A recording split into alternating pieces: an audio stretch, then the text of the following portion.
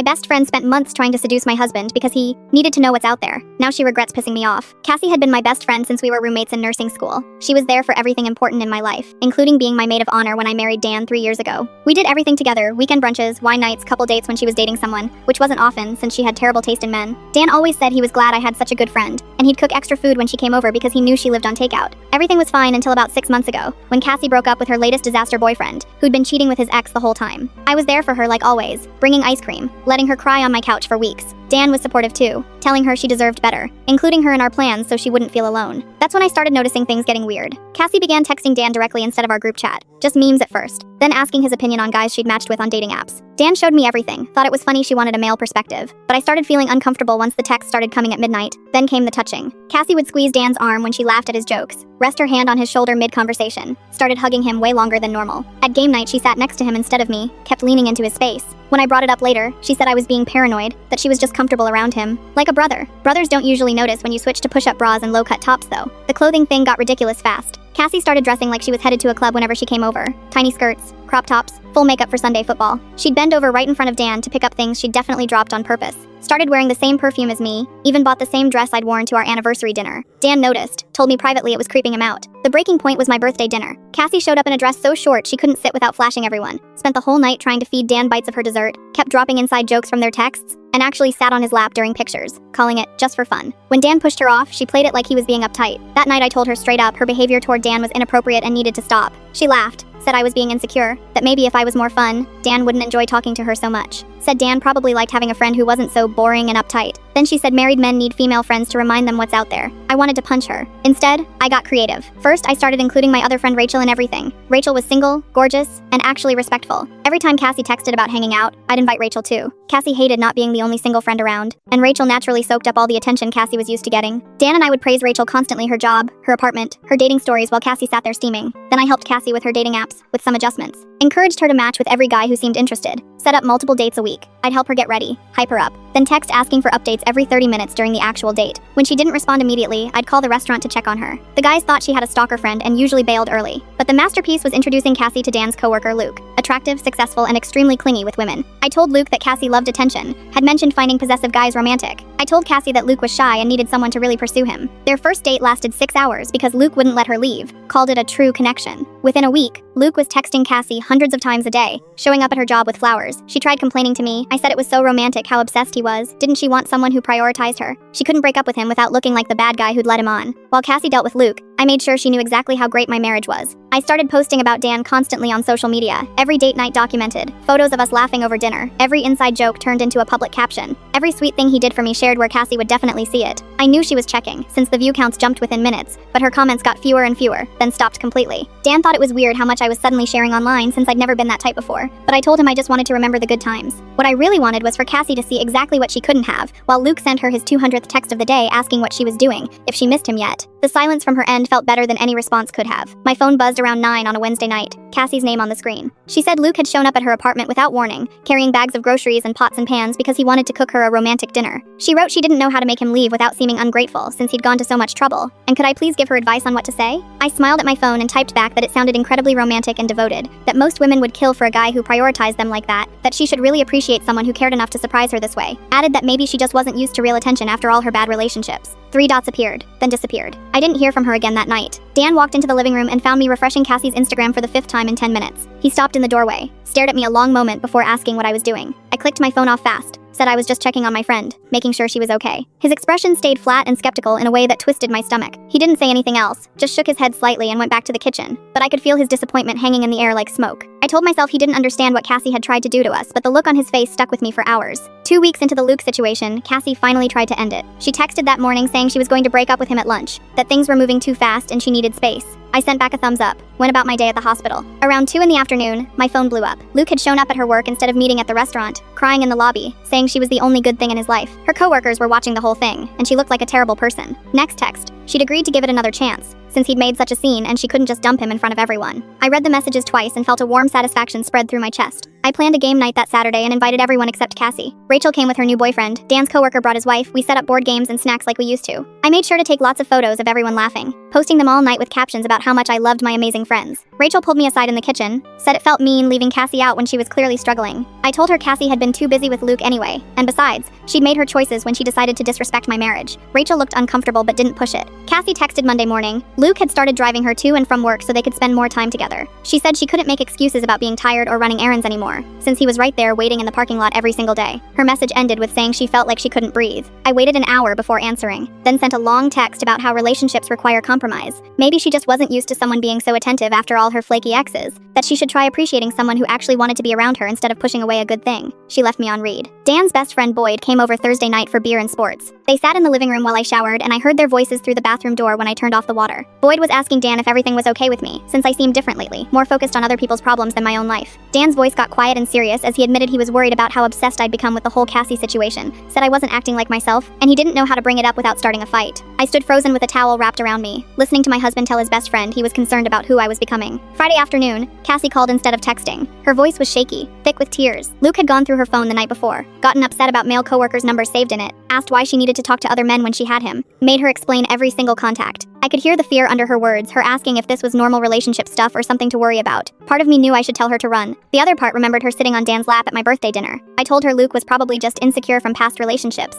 that she should be patient while he learned to trust her. She thanked me quietly and hung up. I felt satisfied. My coworker Fairchild caught me in the break room Monday, mentioned she'd seen Dan and me at that Italian place downtown Saturday night, asked if it was weird running into Cassie and Luke there, since they'd been sitting just a few tables over. My face went hot. Dan had definitely noticed where we were eating, had probably figured out I'd picked that specific restaurant knowing Cassie and Luke would be there. Fairchild kept going on about how cute Dan and I looked compared to how tense Cassie's table seemed. I mumbled something about needing to get back to work. Dan didn't say anything about it that night, but he watched me differently, like he was trying to figure out who I really was. 3 weeks into dating Luke, Cassie texted me a screenshot of a message from him saying he loved her. She wrote that when she didn't say it back right away, he'd gotten really quiet and weird for days. Asked if she was being unreasonable for not feeling the same way yet, if something was wrong with her for not knowing after such a short time. I could have told her 3 weeks was way too fast and his reaction was manipulative. Instead, I typed that some people just know faster than others. Maybe she should think about why she was so scared of commitment. Added that after all her failed relationships, maybe her instincts about love just weren't that reliable anyway. She didn't respond for hours, and when she finally did, it was just a simple okay. That Tuesday night, Dan made spaghetti with his homemade sauce and we ate at the kitchen table like normal. He asked about my shift. I told him about the patient in room 304 who kept pulling out his IV. We cleared dishes together, and I was rinsing plates when Dan turned off the water and stood there looking at me. Said we needed to talk about Cassie, about what I'd been doing. My stomach dropped, but I kept my face blank. Said I didn't know what he meant. His jaw tightened. He said he'd been watching me for weeks, posting constantly about us, checking my phone every 5 minutes to see if Cassie had responded, planning things specifically to make her feel bad. Said this wasn't like me. Said he was uncomfortable with how far I was taking it. I put down the plate, turned to face him fully, heat rising in my chest. Told him Cassie deserved everything she was getting, after what she'd tried to do to our marriage, after sitting on his lap at my birthday dinner and telling me married men needed to know what was out there. Dan's face didn't change. Said that didn't make it okay for me to become someone who deliberately hurt people. Said when he married someone kind and genuine, not someone who manipulated situations to cause pain. The way he looked at me, something cold settled in my gut. I could see he was looking at a stranger standing in our kitchen. I didn't text Cassie for 2 days after that, and she didn't text me either. Wednesday I sent her a funny meme about bad hospital patients. She left me on read. Thursday morning I sent a photo of a dress I was considering buying, asked her opinion. Read receipt showed she'd seen it, no response. By Thursday night, I was checking my phone every 10 minutes, scrolling back through our message history to see if I'd missed something. This wasn't how it was supposed to work. She was supposed to be miserable and reaching out to me, not ignoring me completely. Friday afternoon, my phone finally buzzed with her name, and I grabbed it so fast I nearly dropped it. Her message said Luke needed a lot of her attention right now, she'd catch up with me later, maybe next week. I stared at those words feeling panic instead of victory, because I was losing control of the whole situation. Saturday morning, I drove to Cassie's apartment without calling first. Knocked 3 times before she opened the door, and when she did,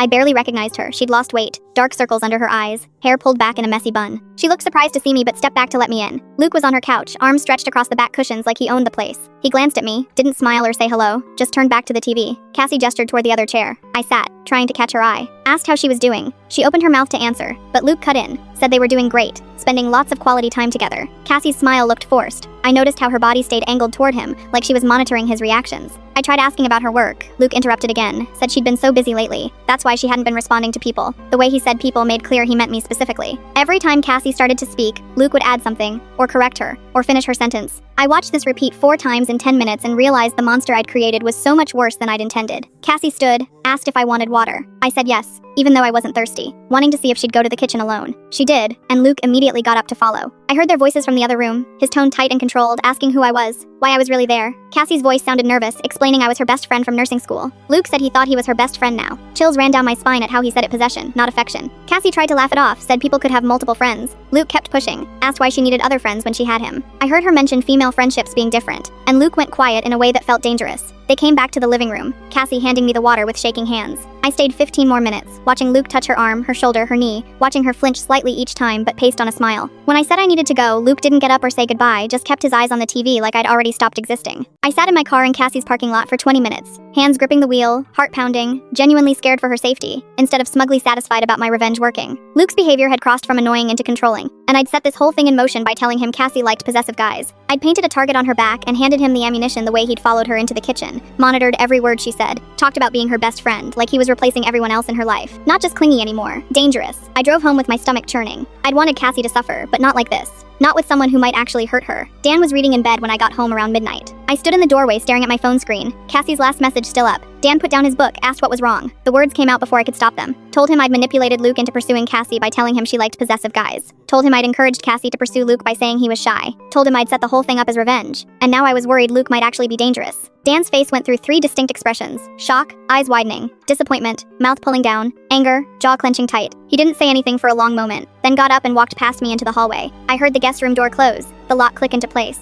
Morning light came through the bedroom window and I hadn't slept at all. I found Dan in the kitchen making coffee. He didn't look at me when I came in. I poured myself a cup and waited. He finally spoke, said I needed to fix what I'd done before someone got hurt, said he wasn't sure he could look at me the same way, knowing how far I'd taken this. His words cut deeper than anything Cassie had said, because Dan's opinion was the one that actually mattered to me. He said the woman he married wouldn't have deliberately put someone in danger, no matter what they'd done, asked when I'd become someone who caused harm instead of preventing it. I tried explaining I just wanted Cassie to feel uncomfortable, to understand what it was like to deal with unwanted attention. Dan shook his head, said intentions didn't matter when the result was someone trapped with a controlling person. He left for work without kissing me goodbye. I called Luke's workplace HR department from my cell, number blocked. A woman named Laura Fairchild answered, asked how she could help. I described concerning behavior patterns without using Cassie's name, an employee exhibiting obsessive behavior towards someone he was dating, showing up at her workplace repeatedly, sending hundreds of texts daily, following her into other rooms. Laura asked for the employee's name. I gave her Luke's full name and department. She said they'd look into it, asked if I wanted to leave contact information. I said no and hung up, knowing it wasn't enough to actually separate them since they were dating outside work and HR couldn't touch their personal lives. My phone buzzed Tuesday afternoon with a photo from Cassie, a massive flower arrangement on her desk at work, roses and lilies and orchids in an expensive vase, a card reading, "I can't imagine life without you," in Luke's handwriting. Below it, Cassie typed that she was scared to break up with him now. I stared at those words, feeling the full weight of what I'd done. Not inconvenience anymore, actual fear. I'd wanted revenge and gotten it, but the cost was watching my best friend since nursing school become trapped with someone I'd deliberately aimed at her. Thursday morning, I texted Cassie asking to meet for coffee without telling Luke. She agreed. We met at the place near the hospital where we used to go after our shifts. She looked even more tired than Saturday, hands shaking slightly around her cup. I asked directly how things were going with Luke. She stared into her coffee, admitted she'd been trying to end things for weeks, but he always talked her out of it, or made her feel guilty every time she brought up breaking up. He'd cry, say she was the only good thing in his life, said he'd started talking about moving in together,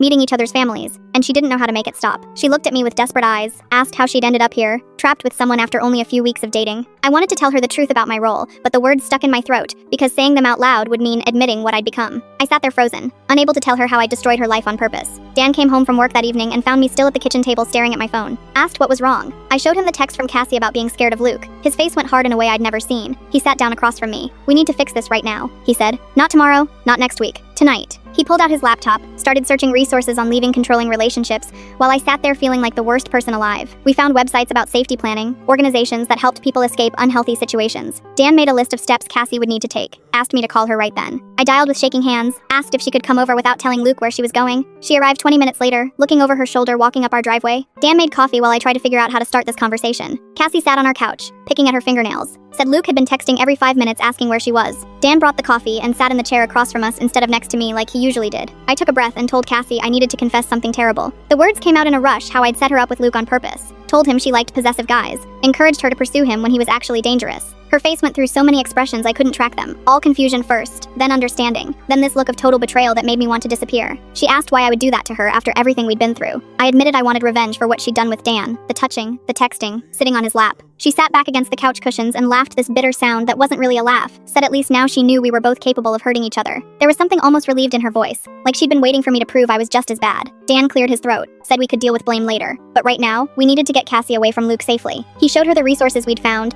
explained that breaking up with someone like Luke required a plan. Cassie looked at the laptop screen and started crying, real tears streaking her mascara. said she didn't know how to get out since Luke always knew where she was and what she was doing. Dan suggested we contact a therapist who worked with people leaving controlling relationships. He'd found someone named Miriam Holt, good reviews, specialized in exactly this. Cassie agreed to call her the next morning. Dan offered to go with her to the first appointment if she wanted. I felt like an observer in my own living room, watching my husband be the person I should have been. The next day, Cassie met with Miriam and came back to our house afterward to tell us what happened. Miriam had taken her seriously right away, started building a safety plan twice weekly sessions, helped preparing for the breakup, having people present when it happened, blocking all of Luke's contact info immediately after, documenting everything in case she needed a restraining order. Cassie looked scared but also determined in a way I hadn't seen since nursing school, studying for our licensing exams together. Over the next 2 weeks, Miriam helped Cassie practice what she'd say, prepare for Luke's likely reactions. Dan and I agreed to sit at a nearby table during the breakup, for safety. Cassie chose a busy restaurant downtown with lots of witnesses. The night came faster than I wanted. We got there early, sat where we could see Cassie's booth without being obvious. Luke arrived first, checking his phone repeatedly while he waited. Cassie walked in 10 minutes later. I could see her hands shaking from across the restaurant. They ordered drinks, and Cassie started talking. I couldn't hear the words, but I watched Luke's face shift from confused to upset to angry. His voice got louder. People at nearby tables started looking over. Cassie stood to leave. Luke grabbed her wrist. Dan was out of his seat before I could move, walked over, told Luke to let go. Luke released her but started crying loud sobs that made everyone stare, saying things about how Cassie was his whole life. He couldn't live without her. The restaurant manager came over, asked if everything was okay. Cassie said she was leaving and Luke needed to stay away from her. Luke tried to follow her out. The manager blocked his path, called for other staff. They ended up physically escorting Luke out through the kitchen entrance while he shouted Cassie's name. We took Cassie back to our house, where she sat on the couch shaking and crying. She'd done it, but she looked broken by the experience.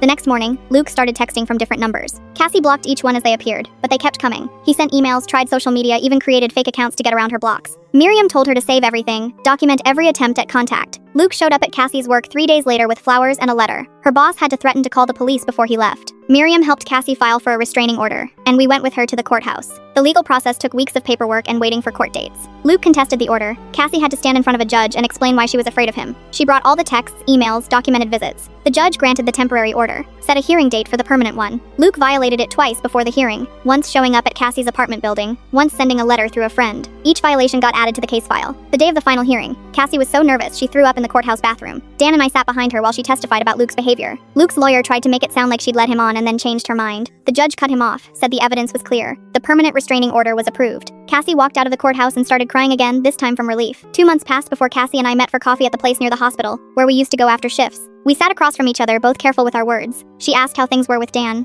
I said we were working on it. I asked about her therapy. She said Miriam was helping her understand why she'd been vulnerable to Luke in the first place. The conversation felt stiff, like strangers trying to be polite. Cassie finally said she didn't know if we could be friends the way we used to be. I agreed, said maybe we could be something different eventually, but we both needed time. She nodded. We sat in silence a while. Before she left, she said she was sorry for what she'd done with Dan, understood why I'd been angry. I told her I was sorry for setting her up with Luke, that I'd never forgive myself for putting her in danger. We hugged briefly, and it felt like saying goodbye to someone I used to know. Dan and I started couples therapy the next week. Our therapist asked why we were there, and I had to admit what I'd done to Cassie. Dan told her he was struggling with seeing me as both the person he loved and someone who could deliberately cause harm. She helped us talk through what my revenge had revealed about my character. Dan said he'd always thought of me as someone who helped people because I was a nurse. That's what nurses do. Finding out I could be manipulative and cruel had shaken how he saw me. I tried explaining I'd felt betrayed and wanted Cassie to hurt the way she'd hurt me. The therapist asked if getting revenge had made me feel better. I admitted it hadn't. I felt worse than before. We went to therapy every week, and slowly Dan started to trust me again, though it wasn't the same easy trust we'd had before. 6 months later, Cassie and I texted occasionally about surface things, work, the weather. We met for coffee every few weeks, talked about safe topics.